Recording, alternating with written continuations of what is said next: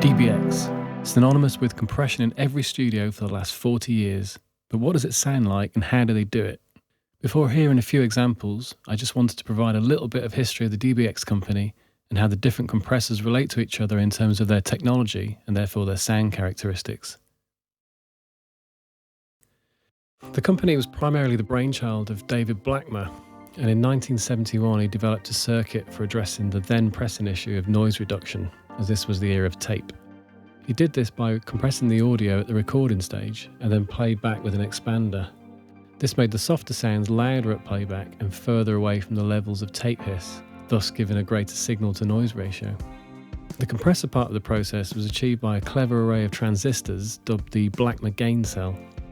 This original 4-transistor design ultimately formed the basis of every iteration of the Blackmer gain cell, including the 7-transistor 200 series Silvercan VCA. This was used in the 160 and 161 compressors. The 160 features the 207 then 208 RMS detector. With the 208 detector, the attack is designed to be as fast as possible, and the attack trajectory depends on the internal impedance of the transistors. This means that the attack curve for the DBX 160 is highly non-linear, with an attack time that increases as the attack progresses.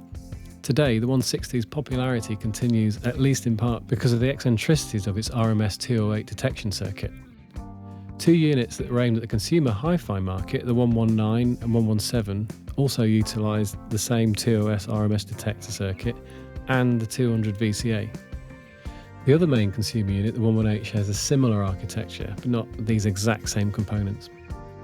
The basic design evolved into an 8-transistor 202 VCA, which was the heart of their flagship studio compressor, the 165. With this, they also added attack and release controls. The original 160 was a strict hard knee compressor and clamped down on the signal as soon as it reached a certain threshold, whereas the 165 offered a soft knee and, in their terms, over-easy form of compression that started to be applied before the threshold was reached and therefore inherently softer and less grabby. The 202 VCA went through a few iterations with incrementally improved gain control, harmonic distortion, etc. A later gold version, the 202C, ended up being used by SSL for their famous 4000 series bus compressor. Moving away from discrete components, the company introduced the 163X using the 2150 IC, which was the first monolithic implementation of the Blackmer gain cell. This would also be at the heart of the 160X. Obviously, the trend of the more cost-effective ICs continued, eventually replacing all of the discrete VCAs.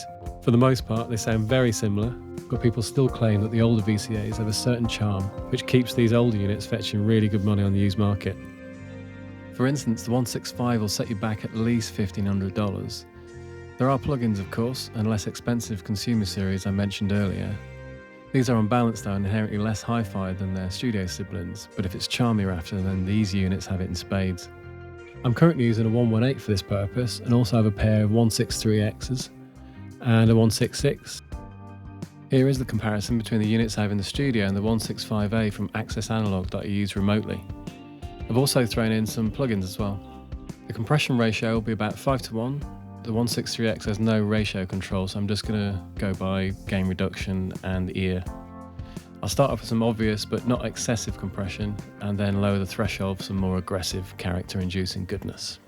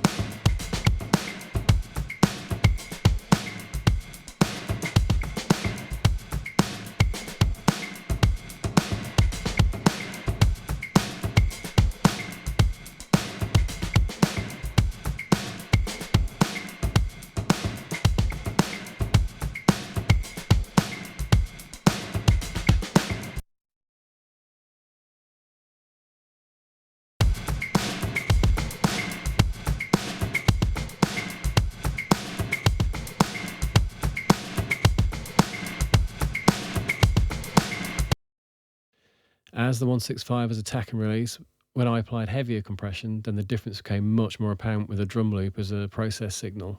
To counteract this, I used a transient designer to help even out the limited implementation of these compressors in an attempt to see if I could obtain a similar sound with these less expensive units.